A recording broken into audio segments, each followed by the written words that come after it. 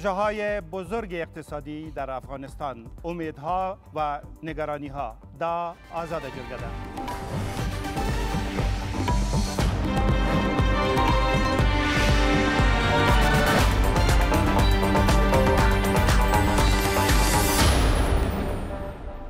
ټول ستړي مشئ که دلته یاست که له تالار نه بهر. سږ په افغانستان کې د لویو پروژو کال نومول شوی دی. ټاپي، کاسا زر، اورګاډی، حلقوي سړک، ګڼ بندونه، سمندري بندر او نور. ولی با توجه به شرایط منطقه و کشور چه تعدادی از این پروژه ها امکان عملی شدن خواهند یافت. روی همین موضوع جرگه خواهیم داشت با این مهمانان: عبدالرحمن صلاحی د ټولګټو چارو مرستیال وزیر، زکیه وردگ رئیس انجمن زنان انجینیر در افغانستان، محمد رضا فرزام د کابل پوهنتون د اقتصاد استاد. یکی دیگر از مهمانان و از مسئولین پروژه های بزرگ زیربنایی در آخرین لحظه متاسفانه به ما اطلاع دادند که آمده نمیتونند که ما از این ناحیه اظهار تأسف میکنیم. زمو کوربه داود جنبشم.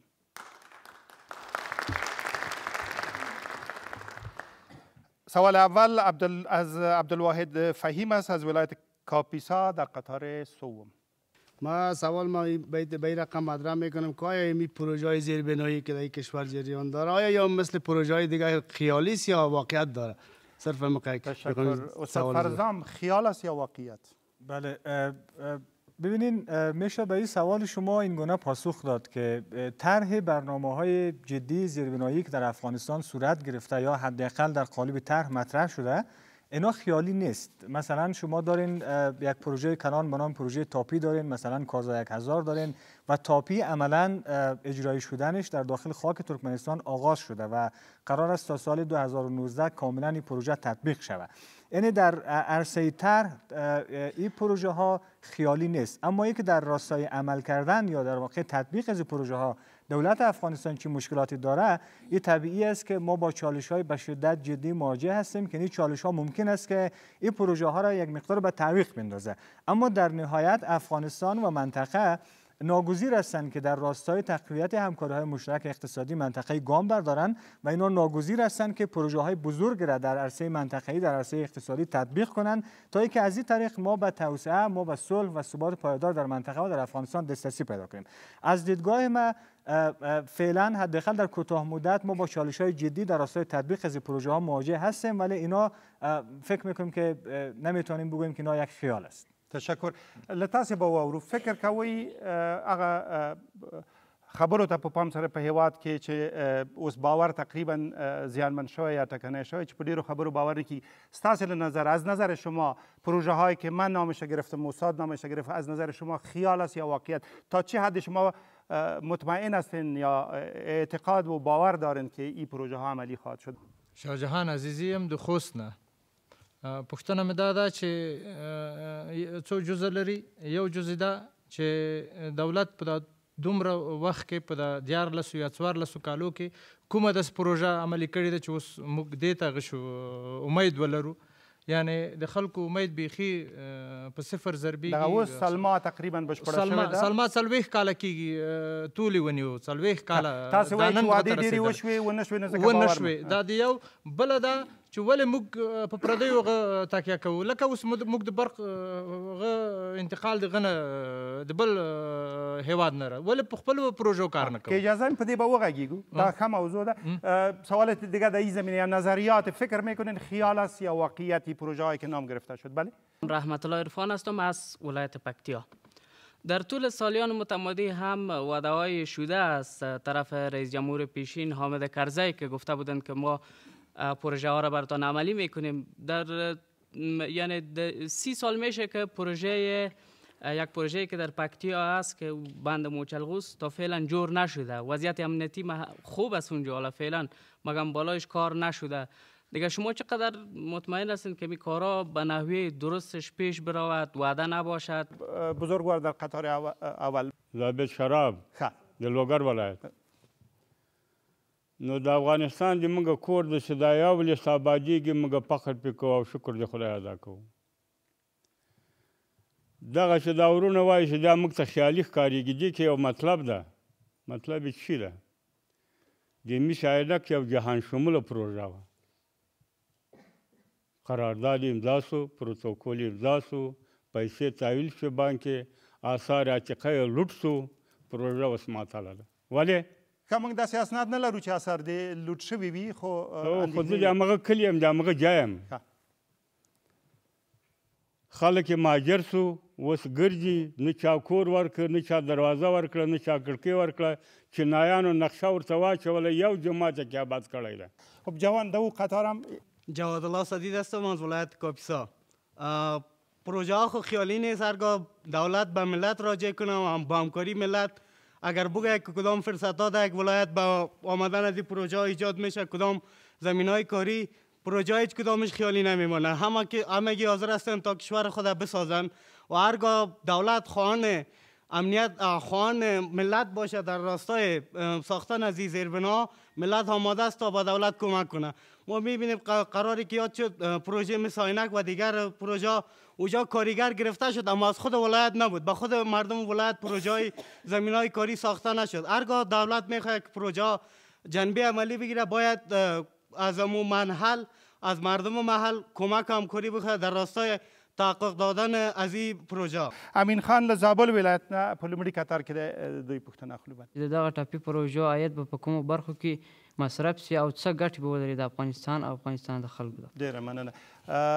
زکیه جانې تاسې به په مسلکي لحاظ په خبرې وکړئ، خو معین صاحب صلاحي صاحب به په لږ معلومات دوی ته په دې ورکړي چې دا ټاپي اصلا څه شی دی او ارزښت به د هېواد لپاره څه. بسم الله الرحمن الرحیم.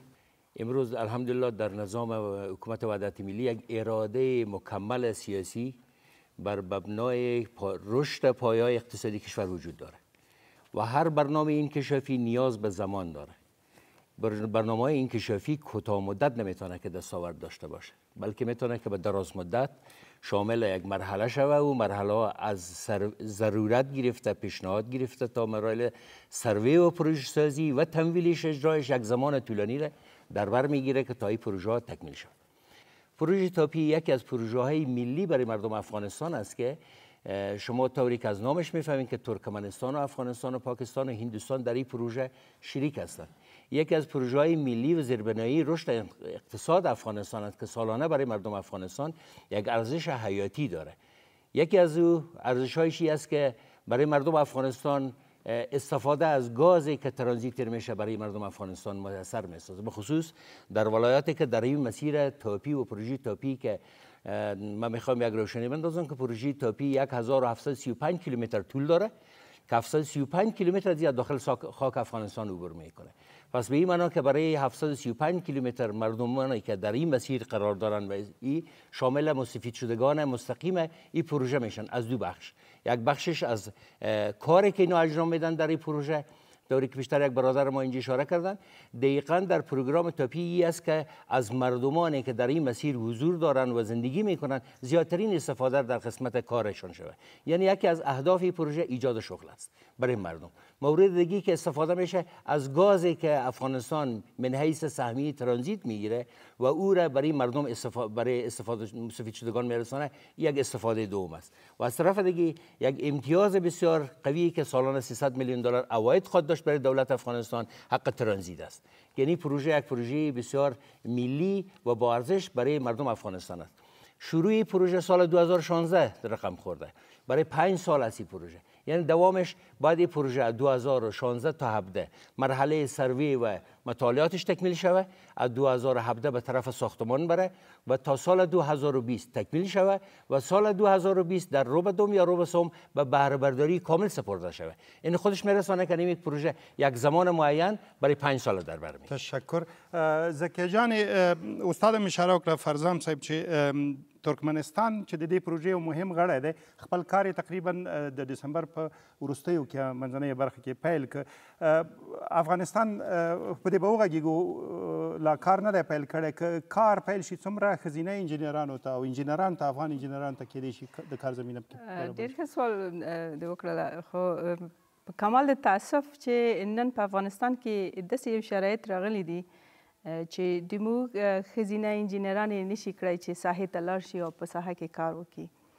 موږ د 2 ورځې په ارمان چې په خیر داسې ورځ راشي چې موږ خویندې د خپلو ورونو سره څنګ په څنګ د انجینرۍ خولۍ په سر وي او په ساحه کې کار وکړلی شي.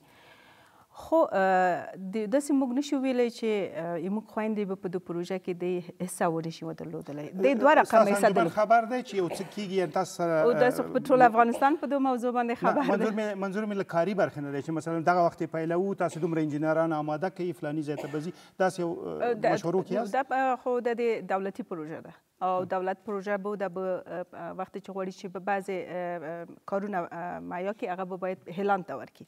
لیکن د موږ ښځینه انجینرانو چې دي په 2 حصه کې کړی شي، په ډیزاین کې کړی شي چې دی سهم ولري او همچنان کړی شي چې هغه کمپنیانې چې انجینرانې په رس کې دي او یا کنسټرکشن کمپنیانې دي هغه کړی شي چې د هغو په جوړولو کې هم سهم ولري. نو وخت موږ خپل د انجمن هم چې دی او همچنان نور انجینر ټول په 2 تمه کې دي چې وکړی شي چې په 2 پروژه کې یوه سهمیه ولري. دا به مربوط په 2 باندې شي چې د 2 اعلان څه وخت راځي او په کومو شرایطو به کار په 2 باندې شروع کیږي. تشکر. استاد فرزام، با توجه به تشنج که در مناسبت بین افغانستان و پاکستان وجود داره، فکر میکنین خب امیدواری ها زیاد بود وقتی که ترکمنستان کار شروع کرد که افغانستان هم به زودی بتونه بخش خود آغاز بکنه. فکر میکنین این گونه تشنج ها و این گونه کشمکش های منطقه‌ای چقدر پروژه مثل تاپی رو میتونه صدمه بزنه؟ بله، تشکر. اگر اجازه شما باشم وسط بسیار خلاصه نگرانی رو که دوستان مطرح کردن در موردش میپردازم. تقریبا بخش اعظم سوالایی را که دوستان حاضر در جلسه مطرح کردن حکایتگر یک نگرانی جدی در مورد تطبیق شدن پروژه های کلان ملی است. ما تا حد یک بخشش میره به امنیت و تشنج منطقه‌ای. بله، من بسیار موافق هستم با نگرانی که دوستان مطرح کردن. این نگرانی به چند دلیل وجود داره در افغانستان. بحث اولی است که در افغانستان ما تا هنوز یک استراتژی کلان در راستای انکشاف اقتصادی متاسفانه نداریم.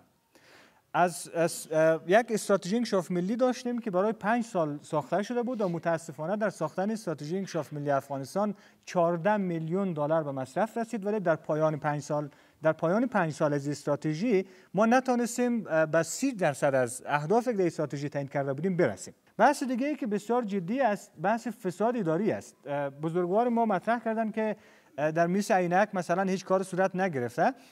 قرار اطلاعاتی که ما داریم، قرارداد میس عینک اگر شما بخوانین تقریبا چندین تا ماده قرارداد وجود داره که به ضرر دولت افغانستان و مردم افغانستان است. موضوع سومی که میشه در موردش صحبت کرد و برمیگرده به بحث‌های کلان ملی، برخورد سیاسی با پروژه‌های کلان ملی است. ببینید وقتی در کشورهای بیرونی شما برین یک پروژه اقتصادی ملی شکل میگیره و قرار است یک دولت رو یک پروژه ملی کار کنه، اولین و مهمترین معیار و شاخص برای تطبیق یک پروژه ملی در واقع میزان موثریت اقتصادی از پروژه است.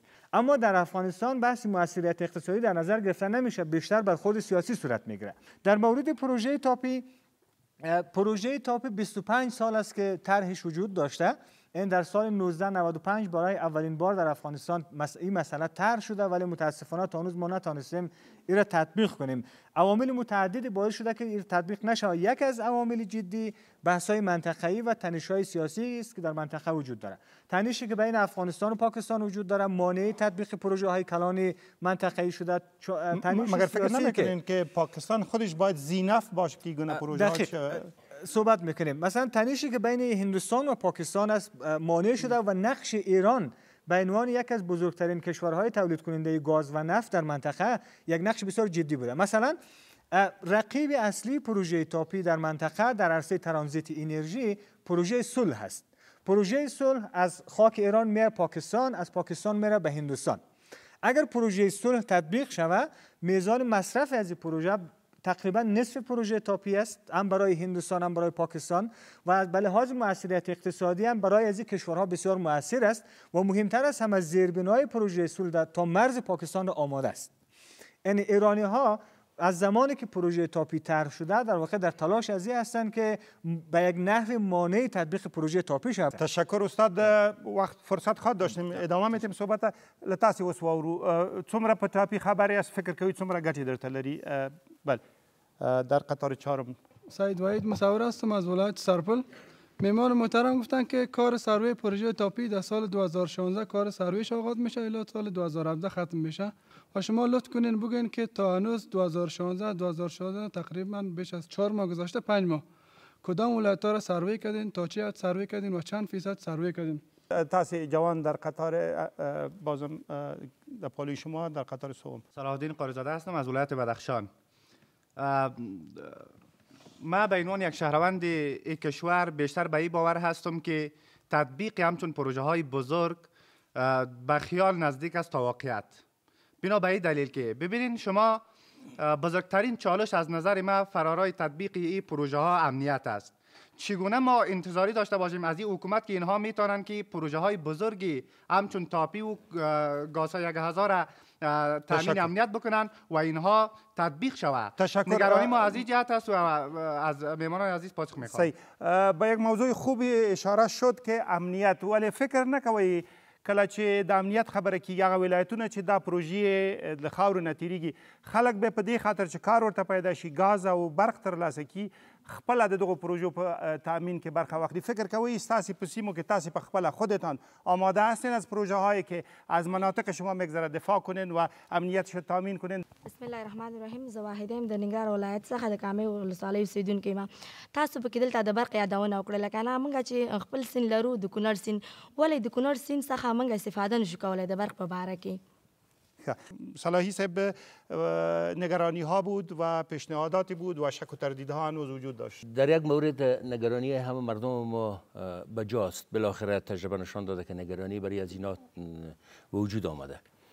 ما یک چیز میخوایم بر تمام دوستا بگویم که اساسا وقتی که یک پروژه طرح میشه برایش برنامه را سنجیده میشه، تطبیقش یک بحث جداست. مشکلاتی که ما شما داریم امروز در تطبیق برنامه ها داریم که خود تطبیق برنامه یکی از عواملش ناامنیایی که در مناطق وجود داره. در پروژه های عامل منفعت، در پروژه هایی که مردم میتونن نقش داشته باشن و مشارکت مردمی در او وجود داره، مانند پروژه تاپی که یک پروژه ملی است. یک نکته میخوام اشاره کنم به پروژه تاپی، حدود بین 50 تا 70 هزار نفر مستقیما مستفید میشن از شغل، از کار. این خودش میرسانه که مردم باید مشارکت مستقیم دارن در این پروژه.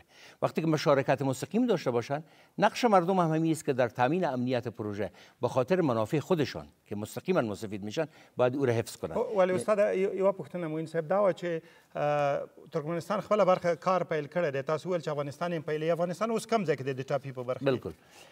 در قسمت مسئله اجرای کار که با ترکمنستان بوده، ترکمنستان عملا کار خودش شروع کرده. در ساحه افغانستان عملا کارهای مقدماتیش در 3 مرحله است. مرحله سروی مقدماتی است که کارش جریان داره. مسئله دومش که در مرحله دوم همین سال است، مسئله مینپاکی مسیر است، تثبیت مسیر با استملاک اراضی است و مرحله سومش سروی تکنیکیش است.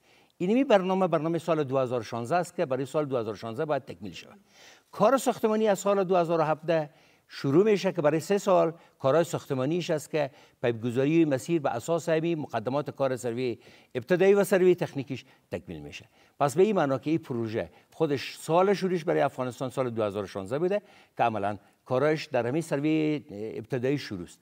خب چون بحث اگه خیلی به عمقش برن، چون این بحث کاملا اختصاصی است به یک وزارت مربوطیش که وزارت معادن و پترولیوم است، لازم من تخصصی و خیلی درونی من نمیتونم بگم، اما در مجموع چون من عضو یکی از کمیته هستم این معلومات خدمت شما عرض. تشکر. برکت الله از ولایت بدخشان در قطار 4 سوال دارم. در ارتباطی سرک‌های القوی افغانستان در یک جای بسیار مهم قرار داره، موقعیت بسیار زیاد به حساب استراتژی را قرار داره، اما ما چه وقت مقصد از اینکه میتونیم که همین سرک القوی را ایجاد بکنیم و به مفاد این مردم تمام شود. تشکر. ډیره مننه. زکی جان یو دغه مشر چې اشاره وکړه یو مهمه پروژه القوي سړک و، صلاحي صاحب په ښه دریځ کې وي چې ډیر معلومات ورکړي، باید بشپړ شوی وي او ښاغلی غني چې کله ولسمشر شوی و څو ورځې وروسته ژمنه وکړه چې په لنډ وخت کې به دغه پروژه مخصوصا چې د فاریاب او بادغیس او دغې خو نه تر هراته پورې دغه برخه یې نیمګړې پاتې ده، په دې به کار کېږي. ستاسې معلومات څه دي، ولې دا پروژه نه بشپړېږي؟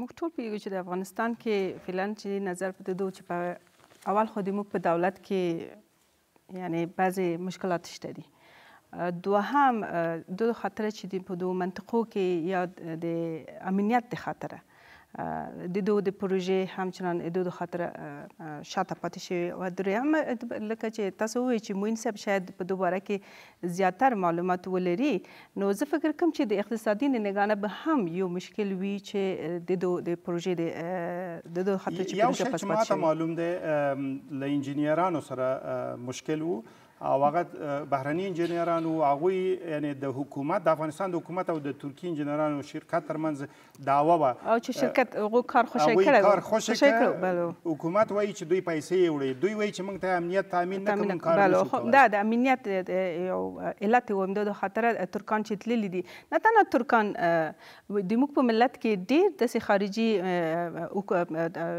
کمپنیانې راغلي دي چې کار یې کړی دی او یا یې کار نیم کاله پرېښولی دی یا د موږ د افغانانو چې په حیث د سب کانټراکټ ورسره کار کړی دی د لاس لاندې کار کړی او پروژې ورته چې د اونۍ پیسې تښتولې دي نو په دوی کې به موږ تجربهواره نه وو چې ولې ترکیې د کار پرېښوله کړی شوله چې د موضوع د دولت سره په هم په جریان کې چې د دې امن باید ونیول شي نو موین صاحب ډېر په مفصله په دوی باره کې وغږېږي لیکن د اصلي مانجه امنیت دی سرک حلقوی تقریبا بیشتر از 2000 کیلومتر باید به دور کشور میگذاشت همونطور که شما اشاره کردین در برخی ولایت در تعداد در قسمت‌های زیاد از کشور تکمیل شده در یکی دو سه جای حدود 300 کیلومتر فکر کنم که چی مانده کسایی که از اون مناطق آمدین از ولایت فاریاب از ولایت بادغیس از ولایت هرات فکر میکنین که اگه این تکمیل میشد چه منافعی داشت برای شما از نظر تجارت و از نظر بهبود شرایط زندگیتان بله میخوایم از شما بشنویم اول پیش از اینکه میمونه جواب بدن پرستو از ولایت فاریاب ما فکر میکنم اوضاع خراب شدن اوضاع امنیتی یک سوژه مناسب برای کسایی که جوابگو هستن شده. ما شخصا خودم که از ولایت فاریاب هستم اگر همی پروژه که شما گفتین اگر عملی میشد تطبیق میشد کارهای یا فعالیت های زیاد که در اونجا صورت میگرفت میتونست برای افراد اشخاص که در منطقه هستن یک مزد یا عاید باشه یک تغییر در زندگیشان بیاید اما هیچ توجهی صورت نگرفته هر کسی که ببینن وضع امنیتی را بهانه میکنه خب معلوم دار از وضع امنیتی خراب است چون خود ما مقصر هستیم در وضع امنیتی که کار نمی کنیم خیزش مردمی نداریم یکی از اهداف از این پروژه تا حدی بود که مثلا افغانستان به یک سرک مثلا از طریق سالنگ به شمال رابطه نداشته باشه مثل شمال افغانستان از او طریق هم بتونه به غرب و همچنان کشورهای آسیایی میانه از او طریق بتونن به ایران رابطه برقرار بکنن. در مورد سرک حلقوی در خیلی از ولایاتی که سرک حلقوی قرار است از اونجا بگذره امنیت وجود داره. مثلا پروژه گردن دیوال بین یکی از پروژه هایی که تقریبا 12-13 سال است که طرحش وجود داره ولی از مناطق کاملا امن میگذره تا هنوز زیربنای ازی در مناطق امن آماده نیست. بنابراین من فکر میکنم که در مقابل پروژه های ملی یکی از چالش های جدی که وجود داره و پیشتر هم اشاره کردیم نداشتن یا فقدان یک نگاه استراتژیک در مورد اقتصاد افغانستان در مورد آینده انکشاف اقتصادی در افغانستان است. ما تا هنوز نتونستیم همین نگاه استراتژیک خلق کنیم که بر مبنای از نگاه استراتژیک ما پروژه های ملی پروژه منطقه‌ای رو طرح می‌کردیم. بحث دیگه ای که در صحبت‌ها یک از بزرگواران مطرح شدن از ولایت زابل من فکر می‌کنم که سوال بسیار جدی است که مثلا پروژه تاپی اما قسمی که موین صاحب گفتن 300 میلیون دلار ولی بر اساس محاسبات جدیدی که وجود داره بین 400 تا 500 میلیون دلار سالانه پروژه تاپی عاید داره برای افغانستان. چه ضمانتی وجود داره که عاید پروژه تاپی و عاید پروژه های بزرگ دیگه واقعا در جاهای سرمایه گذاری شده که به نفع مردم افغانستان باشه؟ تشکر. همین ضمانت کی بر ما میته مثلا؟ تاسو به وخت درکو صلاحي صاحب فکر کوي ولی د حلقوي سړک پروژه بشپړه نشو او سره له کلکې ژمنې چې ولسمشر کړې و د خپل حاکمیت په لومړي سر کې بیا هم ورته پام ونه شو. خب اصلا سرک حلقوي دومره مهم مسئله په افغانستان اقتصادي برخه هم ده. سرک حلقوي ارتباطات د ټول ولایتو په افغانستان شمال جنوب او غرب شرق باندې په دې یو حلقه باندې راځي. تقریبا 2.5 کیلومتر دی هغه طول دی. د شمالي او جنوبي او غرب شرق ولایتونه ارتباطات تینګ شي په دې کې. این پروژه یکی از پروژه‌های حیاتی و اساسی ارتباطات افغانستان است. فقط یک قسمت این سرک تکمیل نشد، طوری که جناب جنبش صاحب گفتن قسمت قیصر لامان است. یعنی پروژه نظر به شرایط پروژیش بوده، طی مراحلش شده، اجرایش عملا کارش جریان داشته، نظر به شرایط ناامنی منطقه کمپانی با یک قراردادی که داشته ترک کرده ساحه کاری خوده و امروز متاسفانه که یکی از چالش های کاری وزارت فایدامه در قسمت همین قرارداد است که امروز جریان داره. ادعا بود که اونا پولا را بردن و اونا گفتن که اینا شرایط که تضمین کرده بودن تامین کرده نتونستن. کمپانی خب یک دعوای حقوقی بین وزارت فایدامه و کمپانی به سطح جهانی، چون کمپانی بین المللی بوده، وجود داره. فیصله نشده. فیصله تا نهایی نشده. مراحل حقوقی و دعوایش وجود داره، اما با آن هم نظر به سوالی است که اگر این فیصله نشه کار معطل خواهد. من میخواستم بگم با آن هم کسایی که پروژه را دیزاین میکنه و شما باید پروژه را که میخواستین ببینین، شما باید او یک مراقبت درسته باید سر میکنین که کمپانی نمیگوید.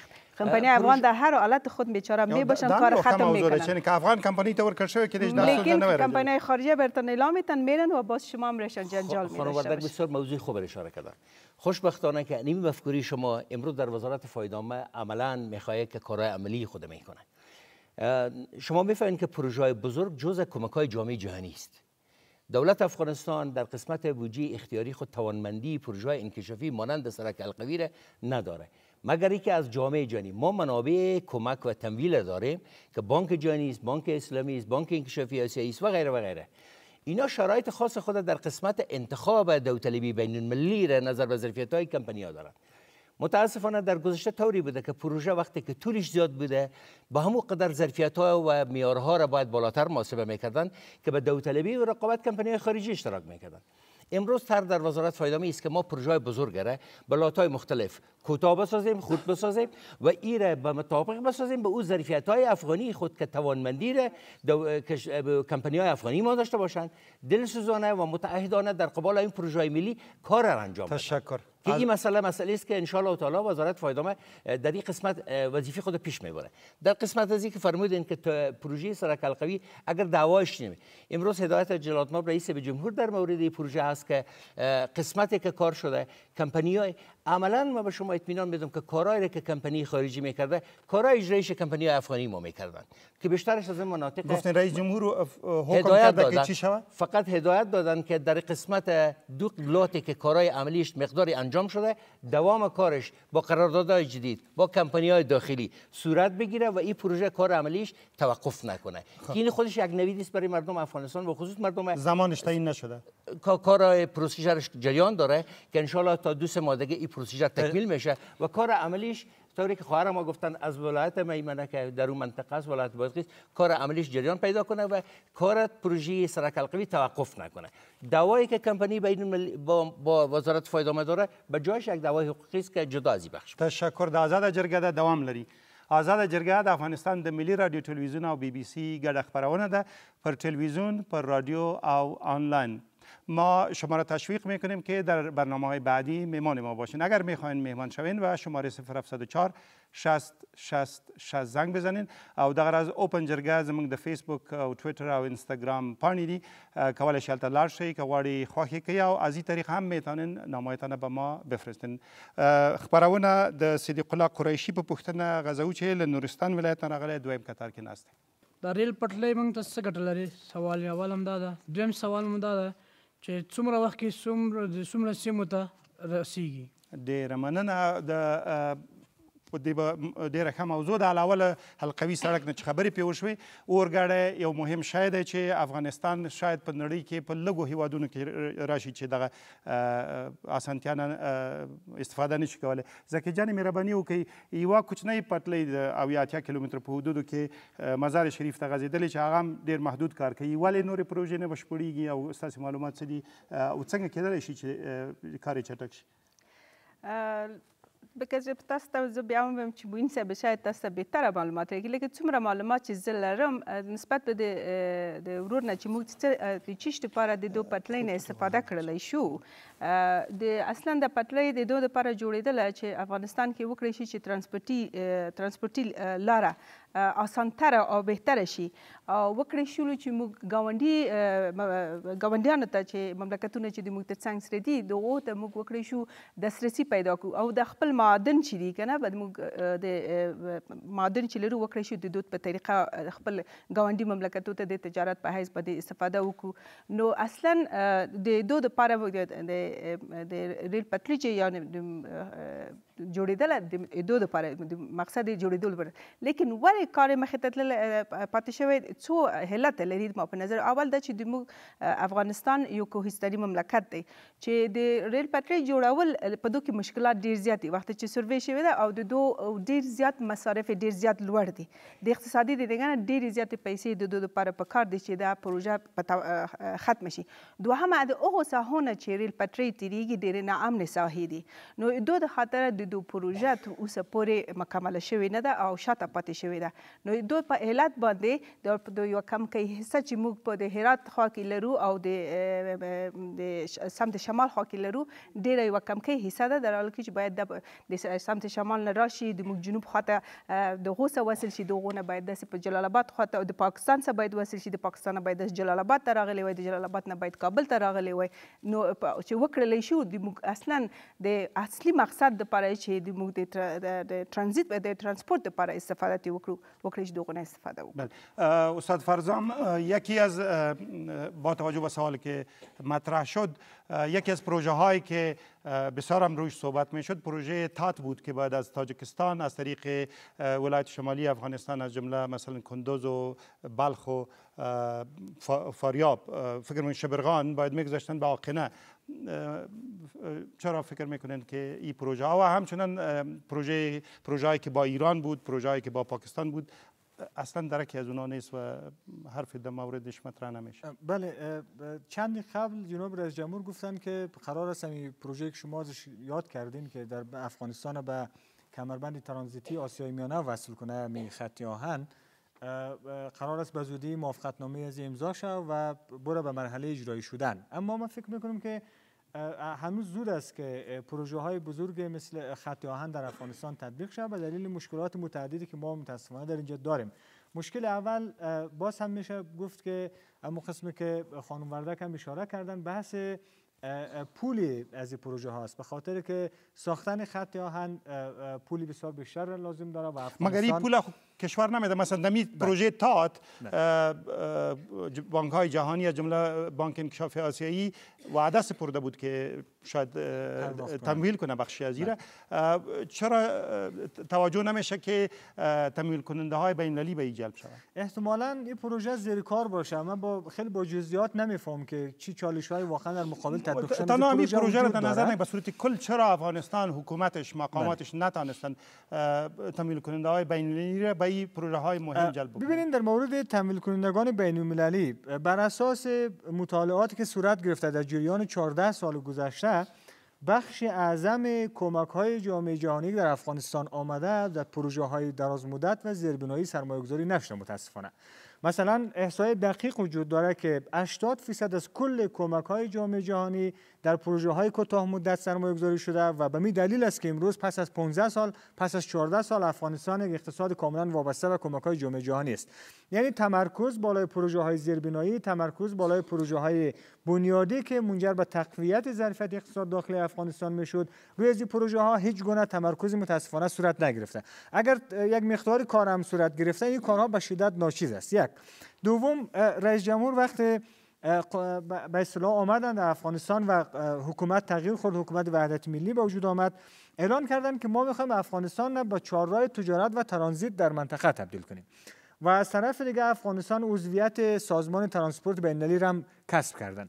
بنابراین وقتی ما می‌خوایم افغانستان تبدیل شه با چهارراه تجارت و ترانزیت ما ضرورت داریم که در بخش زیربنای خود سرمایه گذاری کنیم و زیربناهای استاندارد را ایجاد کنیم تا اینکه افغانستان واقعا به عنوان یک کشور مرکزی در عرصه ترانزیت و تجارت منطقه‌ای نقش بازی کنه. تشکر. افغانستان با معذرت به دلیل مشکلاتی که وجود داره، به دلیل عدم توجهی که وجود داره، یک از پروژه های حیاتی را افغانستان از دست داد. خط جاده ابریشمی جدید قرار بود که از مسیر افغانستان بگذره و افغانستان را به کمربند ترانزیتی آسیای میانه وصل کنه و از اون طریق به چین و بعد این طرف به ایران و ترکیه وصل شود. به دلیل عدم توجه دولت افغانستان، اولین قطار که از جاده ابریشمی جدید از چین حرکت کرد رفت به ایران و افغانستان کاملا دور زد. این افغانستان جزئی از این پروژه نیست فعلا. به دلیل از اینکه ما در داخل دولت مردای ما توجه جدی در مورد ایجاد زیربناهای استاندارد و معیاری در راستای تبدیل کردن افغانستان به چاره‌های تجارت و ترانزیت توجه نمی‌کنیم. تشکر. صلاحی صاحب، شما به عنوان مسئول یکی از وزارتخانه‌ها فعلا و همچنان به عنوان یک متخصص بگوین که چرا در قسمت ایجاد شبکه خط آهن در کشور کارهای قابل توجهی صورت نگرفت؟ خب من یک موضوع میخوام اشاره برسونم که ما فقط میخوایم وظیفتا من حیث یک مسئول بخش تکنیکی رو گپ بزنم، گپای سیاسی مسئله را اشاره نداشته باشم. پروژه خط آهن پروژه قیمتی است که از نظر فی واحد یا فی کیلومتر از نظر هزینه خود بلندتر از محاسبه یک کیلومتر سرک است. برای افغانستان که تجربه خط آهن نداشته، بیشتر ایجاب میکنه که از کمک‌های جامعه جهانی و از کمپانی‌های خارجی برای تطبیق این پروژه ما استفاده کنیم. 75 کیلومتر ما در افغانستان خط آهن داریم که هم خط آهن حیرتان است که کل وطندارای عزیز ما آگاهی دارند که واگن‌هایش از ازبکستان است. از افغانستان اصلا ریل نداره. بله، متاسفانه که هنوز ما سیستم خدمات خط آهن را هنوز ما و فرهنگش هم نداریم. فرهنگش هم نداریم و سیستم خدماتش هم ما نداریم. سر از این باید که پلانگذاری اساسی شود بر علاوه دولت. سکتور خصوصی هم در قسمت خود کارهای خدماتی خط آهن همراه دولت شریک شوند، سرمایه گذاری کنند و برنامه‌های را تحت نام‌های کمک دولت با سکتور خصوصی و مدیریت سکتور خصوصی در قسمت خط آهن، چی در قسمت انتقال کارا و چی در قسمت استفاده خود مسافر. وزارت شما در این زمینه چی کارهای انجام داده که اینا بشنوند؟ ما می‌خوایم که در قسمت خط آهن که برنامه‌ای که وزارت فایده‌مند داره خدمت دوستا و خصوص خدمت جناب استاد عرض کنم. آقینه شیرخان بندر یکی از قراردادهایی است که بین ترکمنستان، افغانستان و تاجیکستان صورت گرفته. پروژه تات که شما فرمودید 635 کیلومتر طول از این پروژه است. از آقینه میای به شیرخان بندر از داخل خاک افغانستان وصل میشه. 400 کیلومتر نمی خط آهن داخل خاک افغانستان است. خوشبختانه قرارداد مقدماتیش اجرا شده، عقد شده. کارهای عملیش ما امروز در نمایندگی های تشکیلاتش منظور شد. با امروز نمایندگی های مزار شریفه، نمایندگی های هرات و نمایندگی های میمنه خود عملا فعال میسازیم به خاطر ساختارهای ابتدایی مسئله تطبیق این پروژه. این پروژه برای مردم افغانستان 100 میلیون دلار حق ترانزیت میگیریم ما به این پروژه. هزارها نفر مستقیما شامل کار میشه. ولی هنوز نمیفهمیم که چه وقت مثلا صاحب از این میشیم. خب بسی که این چه وقت شروع میشه.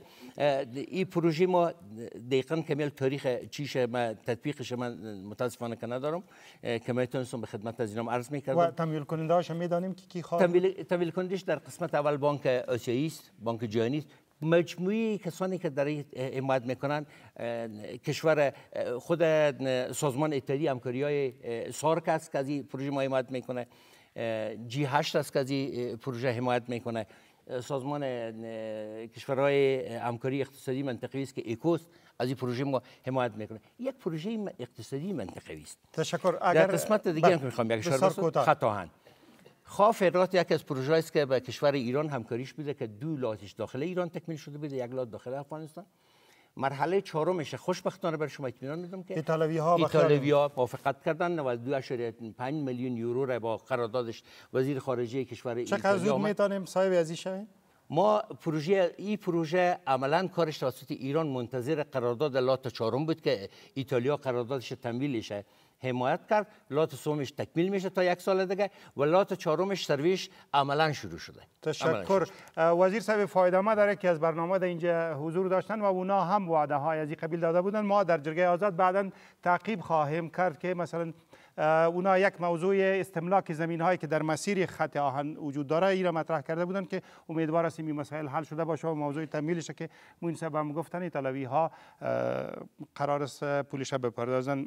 فوزیه از ولایت سمنگان در اینجا هستن، سوال مطرح میکنن. بفرمایید. پروژه برق روی کار است مثل کاسه 1000 از لحاظ اقتصادی در افغانستان کدام منفیتی دارد؟ بله راځئ مخکې دې نه چې میلمانه ځواب وایي تاسو څومره پوهیږئ چې یوه لویه بله پروژه د ټاپي تر څنګ یوه بله ده چې کاسا زر ورته وایي چې د دوو منځنۍ اسیا د دوو هیوادو تاجکستان او قرغیزستان نه د جنوبي اسیا دوه هیوادونه یعنې افغانستان او پاکستان د برېښنا له نظره سره وصلوي او دغه راز افغانستان ته به کیدای شي ترنزیت هم ولري. تاسو خبر یاست دغه پروژو نه فکر کوئ څه ګټه درته لري؟ دا به له شمال نه راځي دغسې به په ډیورند لیک باندې هغې خوا وړي. فکر میکنین کاسا 1000 برای شما چی فایده ای میتونه داشته باشه؟ پروژه های نظیر ازی؟ نوم روح الله حکیمی ده د زابل ولایت څخه راغلی یم. دغه د برق پروژه خو 3-4 کاله کېږي کار روان ده، خو بیا هم ډېر په احتیاط سره کار روان ده. زموږ په زابل کې خلک دې ته ډېر خوشبینه دي. حتی 20 جریبه مځکه د دې لپاره د سټیشن لپاره ورته ځانګړې سوې ده چې سیمه کې برق چې سیمه کې برق او د دې پوښتنه مې دا ده چې څومره منطقي خلک ته دوی برق ورکولی سي او څومره وخت کې به دغه برق پروژه بشپړه سي. دغه ډېره مهمه موضوع ده چې ځینې پوښتنې چې دغه مخکې چې مې ستاسې پوښتنې لیدلې یوه پکې دا موضوع چې ولې موږ د بهر نه برېښنا راوړېده، ولې په خپلو بندونو او پروژو باندې کار نه کیږي؟ رئیس جمهور وعده سپرده بود که مثلا امسال 21 بند که کوچک و متوسط و بزرگ شامل از این میشه باید امسال تکمیل شود و کاری که در زمینه تولید برق امسال صورت میگیره شاید در یک قرن گذشته بی‌نظیر بوده. سریزی هم گپ خواهد بزنید. مطمئن هستیم که این کار صورت میگیره یا خیر؟ بله. بسم الله الرحمن. نوم اسمت الله د میدان وردګو ولایت اوسیدونکی یم. زه ګرانو میلمنو دغه پوښتنه لرم چې موږ تاسو دغه برېښنا چې دا له تاجکستان یا له ازبکستان واردوو، ولې په د خپلو پروژو باندې لکه د امو سیند د هلمند سیند مثال د کونړ سیند د هریرود سیند ولې له دونه استفاده نه کوو موږ او ولې په دې باندې کار نه کوو؟ آیا د بودیجې نشتوالی ده یا امنیتي ستونزه ده؟ او مننه. لکه چې مې وویل ژمنه شوې ده چې سږ کال به پرې کار کیږي. په یوه جرګه کې ما د پخواني ولسمشر ښاغلي کرزین هم دا پوښتنه وکړه مالک مثلا بهرنۍ پانګې نشته، کورني سوداګر پکې تشویق کوي چې راشي. هغوی ویل څوک پانګه نه اچوي، کیدای شي دا خپرونه بیا کورني سوداګر واوري او دې ته تشویق شي چې په ځینې پروژو کې په خپله تاسې په سیمو کې مثلا که دغه لرئ. زکي جان فکر کوئ چې د برېښنا د بندونو لپاره ښه طرحه کومه ده؟ زه دوه موضوع غواړم دلته تشریح کوم. اول دا چې د بدبختانه چې دومره پیسې افغانستان ته په 13-14 کالو کې راغللې، لیکن دغو پیسو یو سم مدیریت ونه شوه او په دا ونه شوې کړلی چې یو زیربناګانو باندې کار وکړل شي او د افغانستان ته یو بنیادي پروژې جوړې شي. او فعلا شرایطو کې چې افغانستان د موږ د دولت قرار لري بودیجه هم نه لري نشته او همچنان دونران د چې دي هغه هم دومره فعلا توجه افغانستان دپاره دومره زیاته نشته چې وکړلی شي په بنیادي پروژو باندې کار وکړلی شي، خصوصا په بندو باندې. هر میگا واټ برق چې جوړیږي تقریبا 2 میلیونه ډالر مصرف په باندې دی.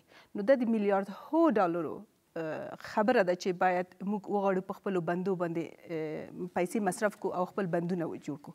نو ایدو د خاطره د موږ دولت شاید د موقتي برق نه ایدو خاطره غوښتل چې وخت د دو پروژې نه استفاده وکړي، چون 13 میگاواټه برق د تاجکستان راځي او پاکستان ته او په 1000 میگاواټه به پاکستان ته ورکول کی او 300 میگاواټه به افغانستان ته ورکول کی. یو کم کیس سب سټیشن په بغلان کې د دوه لپاره جوړیږي. د دوه یو خطوبې په دوه باندې دی چې ډېر خلک به په دوه باندې په کار باندې مشغوله شي او تقریبا سالانه 500 میلیونه ډالره 15 میلیونه چې غلط نه کومه 15 میلیونه ډالره به د دوه عاید وي چې د افغانستان حکومت ته راشي او د دوه عاید نه به افغانستان په دوه زیربناګانو باندې باید مصرف کړي.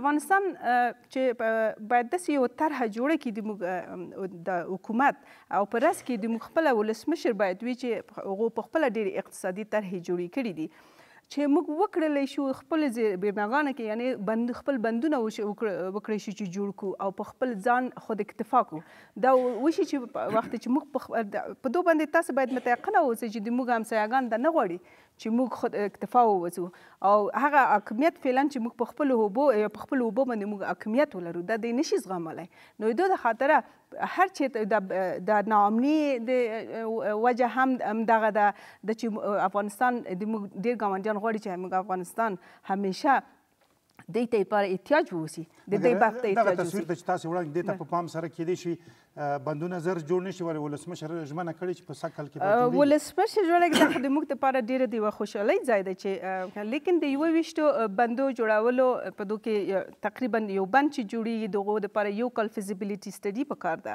او تقریبا د ځینو مخکې تکمیل شوی دی یعنې دا چې د موثریت او 3-4 کاله د هغو د ډیزاین دپاره پکار دی او 4-5 کاله د هغو د کنسټرکشن د جوړولو دپاره پکار دی.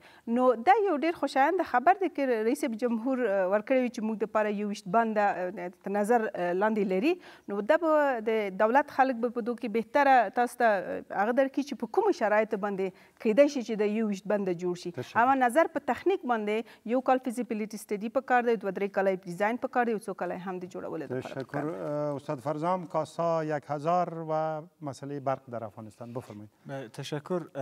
هدف اصلی کازا 1000 انتقال برق از کشورهای آسیای میانه به پاکستان است. یعنی این طراحی شده برای اینکه نیازمندی‌های برق به پاکستان ببره ولی افغانستان از چند جهت میتونه از پروژه کازا 1000 استفاده کنه. بحث اول بحث ترانزیت است که من فکر میکنم بالای 300 میلیون دلار سالانه به افغانستان حق ترانزیت میگیره از کازا 1000 و تمامی مناطقی که در اطراف مسیر کازا 1000 قرار داره اینا انرژی برق افغانستان میتونه از اینا استفاده کنه و بر علاوه از او زمینه کار برای یک تعداد زیاد از نفوس افغانستان فراهم بشه. یعنی هیچ پروژه اقتصادی منطقه‌ای به ضرر افغانستان نیست. تمامی از این پروژه ها به نفع افغانستان است. اما اینکه چرا افغانستان از امکانات آبی خود استفاده نمیکنه به نظر من چند تا مشکل جدی وجود داره. اول بحث بسیار مهمی که میشه وجود مطرح کرد بحث تنش‌های منطقه‌ای در راستای تقسیم منابع آب است. افغانستان مثلا در دریای هلمند در تقسیم آب با ایران مشکل داره. افغانستان مثلا در دریای کنر با پاکستان مشکل داره و گزارش‌های تایید نشده و تایید شده زیاد وجود داره که یکی از موانع جدی در مقابل بند سلما فعالیت‌های غیر مستقیم ایران بوده. به دلیل اینکه شما اگر وقت بند سلما را بسازین آب افغانستان شما در داخل مدیریت میکنین بر علاوه از اینکه شما برق تولید میکنین بند سلما میتونه از صدها هزار جریب زمینی در افغانستان آبیاری کنه. مسئله آب مسئله تقسیم آب امروز در عرصه اقتصاد بین‌المللی یک از چالش‌های بسیار جدی است و خیلی ها پیش بینی میکنه که جنگ آینده بشر حتی جنگ روی منابع آبی است. در دریای کنر همچنین نمی مشکل داریم. بنابراین یک مشکلات منطقه‌ای است. بحث دیگه است که هیچ گونه اراده سیاسی در دولت‌های افغانستان در 14 سال گذشته برای تقویت اقتصاد داخل افغانستان وجود نداشت. بله بخش اعظم کمک‌هایی که از جامعه جهانی آمده در افغانستان غارت شده، دزدی شده. بخش اعظم پولی که از جامعه جهانی وارد افغانستان شده روی پروژه‌های بسیار کوتاه مدت سرمایه‌گذاری شده، روی کسای سرمایه‌گذاری شده که خود از اینا مشکل است در مقابل دولت افغانستان. باندهای مافیایی، باندهای تبهکار، نمی‌فهم مخالفین مسلح از این کمک‌ها مستفید شدن ولی سهم مردم افغانستان از این کمک‌ها متأسفانه بسیار ناچیز است. تشکر. استاد وارده نوبت شماست که اظهار نظر کنین یا سوال مطرح کنین. او روسی کتر کیزوان. بسم الله جوینی از ولایت فرا. ما از مهمانان گرامی سوال داشتم که آیا روز میرسد یا ای که مدت یا سال را میتونه مشخص کنه که آیا ما از برق وارداتی که از کشورهای همسایه وارد میکنیم روز برسد که ما او برق قراردادی را قطع کنیم و بتانیم بندایی که در سطح افغانستان من جمله بند بخشابات ولایت فرا که یکی از بندهای تقریبا پروژه های متوسط افغانستان می باشد که تقریبا میتونه اوزی جنوب. شما گفتم میتونه او بند کارش در کدام حال است؟ شما او بند تقریبا این دفعه هفتم اگه هشتم است که در حال سروی است.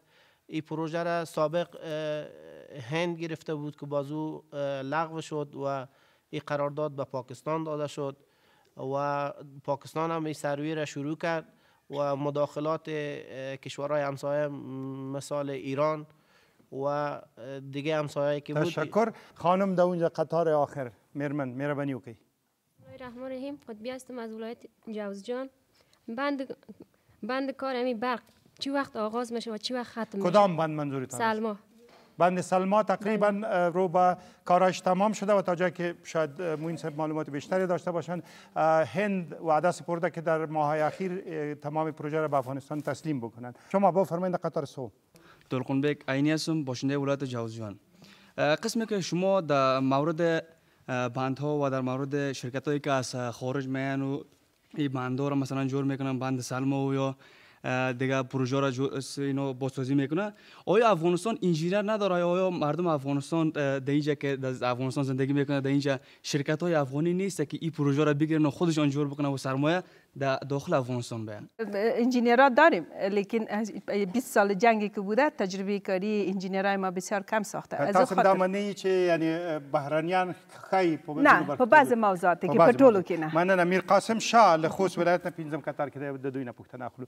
ډېر خوښ یم چې داسې پروژو په تطبیق کې یا داسې پروژو غاګ نن ورم چې هغه د افغانستان د ګاټو د پوره هغه سیاسي وي، هغه که اقتصادي دي ډېرې مفیدې دي. الله تعالی د نور توفیق ورکړي. خو سوال مې دا ده چې د نورو داسې پروژو په مورد کومې هیلې لرله شو که نه شو لرله؟ افغانستان یکی از کشورهای غنی است نظر به موقعیت جغرافیایی و حالت ساختمانیش که کوهها داره، بارندگی‌ها داره، برف داره، منابع آبی خوب داره. به دو هدف میتونه که منابع آبی استفاده شود: زراعت و تولید انرژی. ما یک کشور زراعتی هم هستیم. از این خاطر توجه دولت روی ساختن بندها فوق‌العاده تاکید است.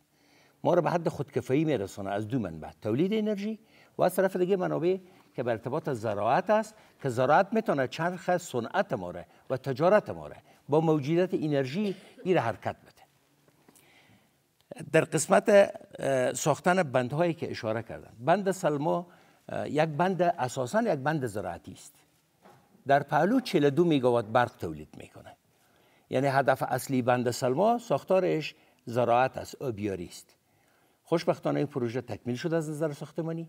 توربینای آبگیریش هم شروع شد و الحمدلله که امروز موفقانه پیش میره و توربیناش 2 توربین نصب شده و 3 توربین داره که هر توربین 14 میگاوات برق تولید میکنه که مجموعاً 42 میگاوات میشه.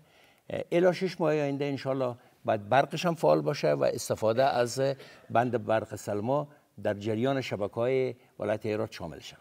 صلاحی فقط به عنوان یک مسئول حکومتی بگوین امی 21 بندی که وعده سپرده شده امکان تحقق داره یا خیر؟ خب بحثی که تحققش پیش بینی که از نظر پلان و برنامه بله.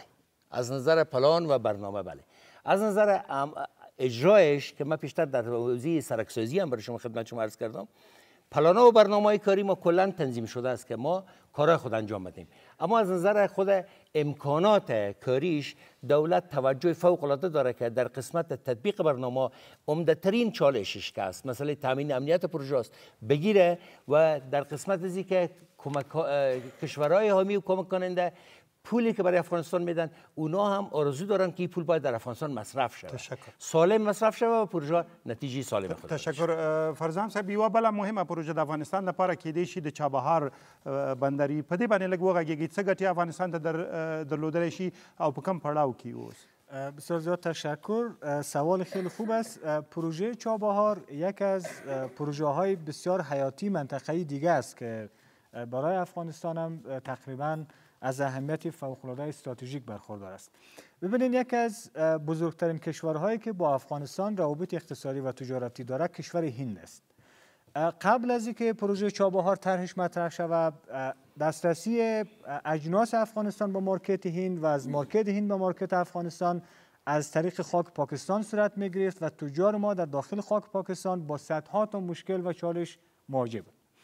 پروژه چابهار وقتی طرح شده این نگرانی را ایجاد میکنه که میزان وابستگی تجارت خارجی افغانستان به کشور بنام پاکستان کاهش پیدا میکنه.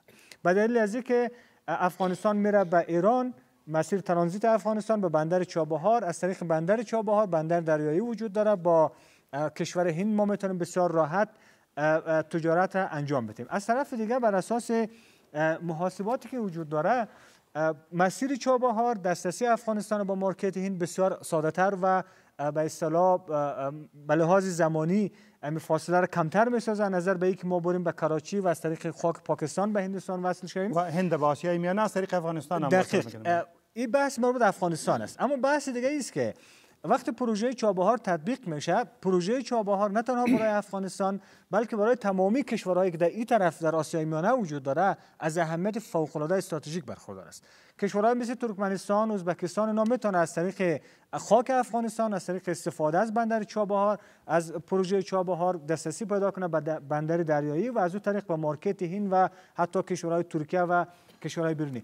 بنابراین تطبیق شدن پروژه چابهار یک از حیاتی ترین پروژه ها برای افغانستان است و ما امیدوار هستیم که دولت افغانستان در این مورد اقدامات جدی انجام بده و تا جایی که ما شنیدیم تا هنوز هندوستان حاضر شده که 100 میلیون دلار در پروژه چابهار سرمایه گذاری کنه به خاطر ایجاد زیربنای به اصطلاح ترانزیتی و از طرف دیگه یک بخش زیاد از تجار افغانستان هم ثبت نام کرده که در حوزه چابهار سرمایه گذاری کنه. این یک از امیدواری های جدی برای اقتصاد افغانستان. تشکر ډیره مننه. یوازې تاسو د معلوماتو لپاره چابهار بندر په د ایران په جنوب کې یو تړون درې اړخیز د افغانستان، ایران او هند ترمنځ په اپریل په نیمایي کې لاسلیک شو او هندي سرچینې وایي چې کېدای شي د دغه کال 2014 په اواخرو کې د هند صدر اعظم نریندرا مودي چې کله ایران ته ځي وروستی تړون به هلته لاسلیک شي او کېدای شي افغانستان اتکا په کراچۍ بندر باندې له دې امله کمه شي. په هر حال ستاسې هیلهمندي زکیه جانې څه ده چې افغانستان له دغسې لویو پروژو نه او دغه خلک چې دلته ناست یو نور اورېدونکي او لیدونکي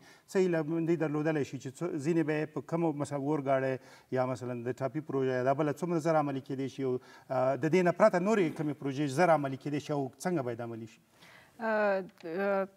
د عملي کېدو په باره کې به زه دا ووایم چې موږ خپله خلک باید په دو کې ونډه ونیسي. یعنې مثلا ټاپي چې د کوم ځای نه تېرېږي هغه خلک امنیت وساتي. بله د خطره چې په دو کې هم دغو منطقي خلک دونه چې غلا وکړي، دونه چې غلطو کارو باندې لاس ووهي، دونه چې خلک کډناپ کړي، لکه څو ورځې دمخه د عباسین په نامه باندې یو 10 کلن وړکی دی د همدغو پیسو د خاطره شهید شوله.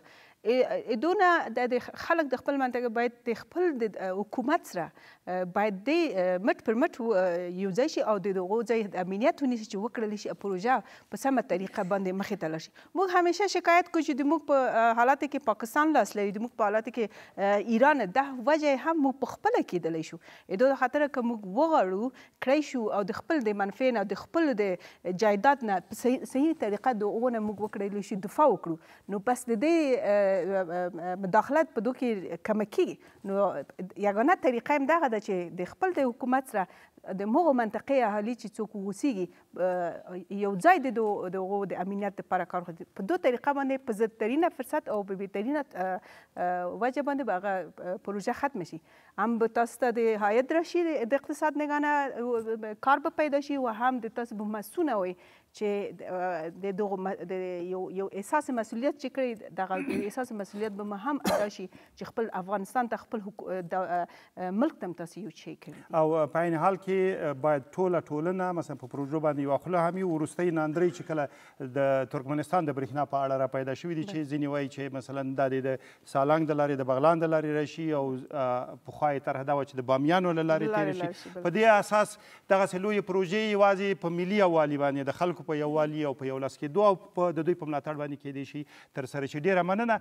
د آزادی جرگه بحث هم دومره و، دلته وقت نلرو که وگودیکو، ولی اگر سوالات نزد شما و نزد شنونده های رادیو و بیننده های تلویزیون باقی مانده باشه، یک شنبه آینده به برنامه صدای شمای BBC زنگ بزنین روی همین موضوع پروژه های بزرگ و آینده افغانستان، نگرانی ها و امیدواری ها در این زمینه میتونین با همکارای ما صحبت کنین. زه به د آزادی جرگه د ټولو همکارانو په نمایندګۍ له میلمنو او له تاسو نه مننه وکړم. خپرونه به پای ته ورسوم. خدا حافظ.